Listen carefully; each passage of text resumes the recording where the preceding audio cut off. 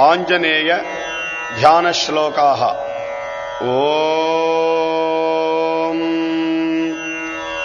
अञ्जनानन्दनं वीरं जानकी शोकनाशनम् कपीशमक्षहन्तारम् वन्दे लङ्काभयङ्करम् आञ्जनेयमधिपाटलाननम् काञ्चनाद्रिकमनीयविग्रहम् पारिजातधर्मूलवासिनम् पावयामि पवमाननन्दनम् यत्र यत्र रघुनाथकीर्तनम् तत्र तत्र कृतमस्तकाञ्जलिम् बाष्पवारि परिपूर्णलोचनम् मारुतिम् नमत राक्षसान्तकम् मनोजवम् मारुततुल्यवेगम् जितेन्द्रियम् बुद्धिमताम् वरिष्ठम् वातात्मजम् वानरयूथमुख्यम्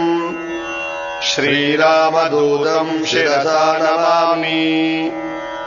बुद्धिर्बलम् यशोधैर्यम् निर्भयत्वमरोगता अजाड्यम् वाक्पटुत्वम् च हनूमत्स्मरणात् भवेत्।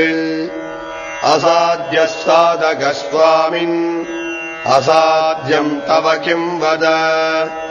रामदूतकृपा सिन्धो मत्कार्यम् साधय प्रभो।